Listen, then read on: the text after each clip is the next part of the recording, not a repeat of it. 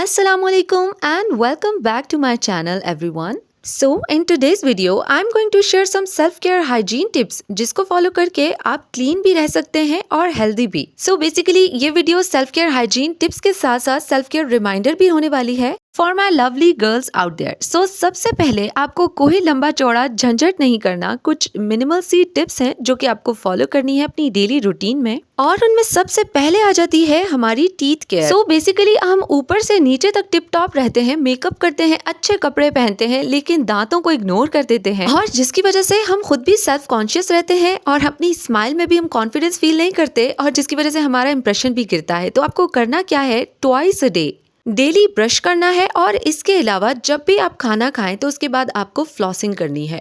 ये बहुत ज़्यादा इग्नोर्ड पार्ट रहता है हमारी सेल्फ केयर रूटीन में कि हम टीथ ब्रश नहीं करते और मेकअप कर लेते हैं, स्किन केयर भी करते हैं और हेयर ट्रीटमेंट्स भी लेते हैं, लेकिन अपने दांतों को इग्नोर करते हैं. और गर्ल्स आपने ये फील किया होगा कि जब आप किसी शादी या किसी इवेंट पे या किसी फंक्शन में जाते हैं और आप अपने दांतों में अपने स्माइल में कॉन्फिडेंट फील नहीं करते तो आपका दिन कितना बुरा जाता है. सो ये तो बेसिक रूटीन है कि आप टीथ ब्रश करें twice a day and flossing करें आफ्टर अ मील. लेकिन अगर आपको कोई सीरियस इशू है यानी कि येलोइंग ऑफ टीथ है, ब्लैकनिंग ऑफ टीथ है, क्रुक टूथ है यानी कि ऑर्डर में नहीं है, अगर दांत फ्रंट से टूटे हुए हैं या आप अपनी स्माइल में कॉन्फिडेंट फील नहीं करते तो please do visit your dentist. So basically इसमें कोई शर्म की बात नहीं है, ये कोई एक्स्ट्रा सेल्फ केयर नहीं है बल्कि ये बेसिक सेल्फ केयर नीड है. सो आज ही अपने टूथ कंसर्न्स को आइडेंटिफाई करें और अपने डेंटिस्ट से प्रॉपर टीथ की ट्रीटमेंट लें, फिर चाहे वो डिस्कलरेशन हो, येलोइंग ऑफ टीथ हो या इरेगुलर टीथ हो. So basically I want you to be strong and confident and feel confident in your skin. और टूथब्रश करने के साथ साथ हमें फ्लॉसिंग भी करनी चाहिए. उससे क्या होता है कि जब हम खाना खाते हैं तो उसके जो जर्रात हमारे दांतों के बीच में फंस जाते हैं, अगर वो जर्रात इस फ्लॉसिंग टूल की मदद से निकाल लिए जाए तो हमें टीथ कैविटी नहीं होती है और जब कैविटी नहीं होती है तो टीथ हेल्दी रहते हैं. और हमारी अगली self care and self hygiene tip है to keep your hair brush separate and after use आपको अपना हेयर ब्रश क्लीन करके रखना है every time you use it. और गर्ल्स अपनी लाइफ का एक ये सिंपल सा उसूल बना लें कि आपने जब भी हेयर ब्रश करना है या कॉम्ब करना है तो आपने अपने हेयर ब्रश या कॉम्ब को क्लीन करके रखना है हर बार. बालों पर कोई भी रेमेडी या हैक इसीलिए काम नहीं करता क्योंकि हम ये छोटी छोटी चीजों को इग्नोर कर देते हैं. और मैंने बहुत सारी गर्ल्स को देखा है कि वो बहुत ज्यादा अपना ख्याल रखती हैं, सेल्फ हाइजीन का भी ख्याल रखती हैं, लेकिन उनके जो हेयर ब्रश या हेयर टूल्स होते हैं वो बिल्कुल भी साफ नहीं होते. एज यू ऑल नो कि हमारी स्कैल्प पे कितने ज़्यादा बैक्टीरियाज एंड जर्म्स होते हैं और जब हम बालों को क्लीन करते हैं यानी कि धो लेते हैं तो बैक्टीरियाज रिमूव हो जाते हैं. लेकिन जब हम गंदा ब्रश अपने साफ बालों में लगाते हैं तो वही बैक्टीरियाज एंड जर्म्स हमारे साफ और क्लीन स्कैल्प पर ट्रांसफर हो जाते हैं. And the worst thing is कि हम किसी का डर्टी ब्रश अपने बालों में इस्तेमाल करते हैं और फिर हमें बालों के और स्कैल्प के इश्यूज होने लगते हैं और फिर हम कंप्लेंट्स करने लगते हैं and the things goes on. So I recommend you to clean your brush every time you use it and don't ever share your brush with everyone. And here comes the next tip which is to keep your towel separate. मैंने इस पर एक video बना रखी है, आप वो भी विजिट कर सकते हैं, लिंक आपको डिस्क्रिप्शन में मिल जाएगा. क्योंकि टॉवल हमारी सेल्फ केयर और सेल्फ हाइजीन में बहुत ज्यादा इंपॉर्टेंट है. मैं आपको रिकमेंड करूंगी कि आप अपने टॉवल को सेपरेट रखें और इवन डिफरेंट पर्पस के लिए भी डिफरेंट टॉवल्स को यूज करें, जैसे कि बॉडी के लिए अलग, हैंड्स के लिए अलग और फेस के लिए अलग. और जब आपका टॉवल ड्राई हो जाए तो आप इसको तह करके अपनी वार्डरोब में रखें.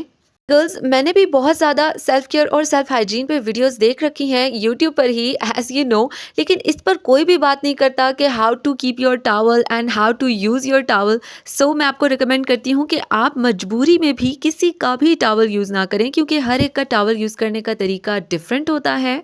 सो all the lovely girls out there, be careful with your hygiene क्योंकि आई नो आप इसी पर्पज़ के लिए ये वीडियो देख रहे हैं ना, right? Let's move on to the next which is again very important point कि आप अपने नाखूनों को किस तरह से रखते हैं. सो गर्ल्स इमेजिन करें कि आपको अचानक से कोई इवेंट अटेंड करना पड़ गया है या फिर आपको अचानक से ट्रैवल करना पड़ गया है एंड आपके पास टाइम नहीं था या आप भूल गए कि आप अपने नेल्स को क्लीन करते, तो आपको कितनी एम्बैरेसमेंट होगी इन लोकल ट्रांसपोर्ट या wherever you are going. तो यहाँ पर मैं आपको एक बहुत ही ईजी सी टिप देती हूँ कि आप अपने नेल्स को किस तरह से क्लीन रख सकते हैं. मैं यहाँ पर आपको कोई प्रॉपर ट्रीटमेंट लेने का नहीं कह रही हूँ, बस आपको सिर्फ यहाँ पर नेल कटर और फाइलर यूज करना है. एंड आई थिंक आपको जरूरत है सिर्फ वीक में एक दफा आप अपने नाखूनों को गौर से देख लें, अपने नेल्स को देख लें कि आपको कहाँ पर क्लीनिंग की ज़रूरत है, फाइलिंग की ज़रूरत है या कटिंग की ज़रूरत है। एंड आई डोंट थिंक कि ये सारा प्रोसेस बहुत ज़्यादा टाइम कंज्यूमिंग है। So basically it's up to you कि आपको किस तरह के नेल्स पसंद हैं। आपको छोटे नेल्स पसंद हैं या लंबे नेल्स पसंद हैं, आपको कौन सी शेप पसंद है अपने नेल्स की। सो मेक श्योर आप अपने नेल्स को प्रॉपर शेप में रखें और क्लीन रखें।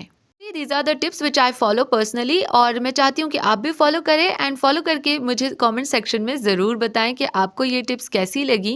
एंड वन मोर थिंग, ये सेल्फ केयर टिप्स मैं आपके लिए कहीं से ढूंढ कर नहीं लाई हूँ, ना रिसर्च करके लाई हूँ। This is basically my self care routine which I am honestly sharing with you guys. And the next important step in the self-hygiene routine is to exfoliate your body and make sure to remove the dead skin once a week. आप DIY scrubs भी use कर सकते हैं और market में जो different brands के scrubs मिलते हैं वो भी यूज कर सकते हैं, बट मेक श्योर कि आप अपनी सेल्फ केयर और सेल्फ हाइजीन रूटीन में इसको जरूर शामिल करें। क्योंकि बेसिकली स्क्रबिंग से होता क्या है, जो स्किन हमारी डेड सेल्स को शेड कर देती है वो एक लेयर बना लेते हैं हमारी आउटर मोस्ट लेयर पर, और डेड सेल्स के अलावा जर्म्स, बैक्टीरिया, सीबम, ऑयल और दूसरे इरिटेटिंग पार्टिकल्स भी अलग से लेयर बना लेते हैं। तो बेसिकली स्क्रब इस लेयर को रिमूव करने में हेल्प करता है, क्योंकि इसके अंदर टाइनी ग्रैन्यूल्स होते हैं और पार्टिकल्स होते हैं। फॉर एग्जाम्पल मैं अगर इस स्क्रब की बात करूं तो ये एक फ्रूट स्क्रब है और इसके अंदर डिफरेंट फ्रूट्स की स्किन्स के पार्टिकल्स शामिल किए गए हैं जो कि एक्सफोलिएशन में हेल्प करते हैं।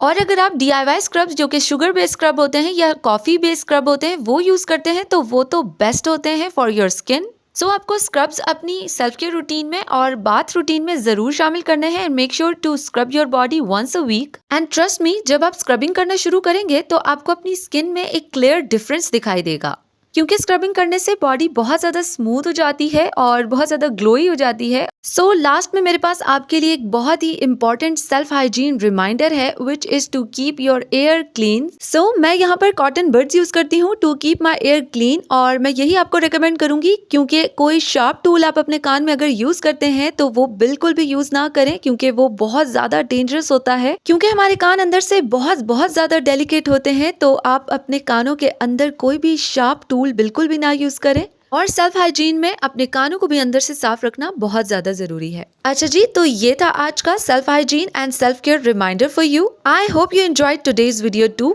एंड अगर आप नए हैं चैनल पर तो please make sure to subscribe to my channel for the next updates. और अगर आपको सेल्फ केयर या सेल्फ हाइजीन से रिलेटेड कोई भी वीडियो चाहिए तो मुझे आप कॉमेंट सेक्शन में बता सकते हैं। अल्लाह हाफिज।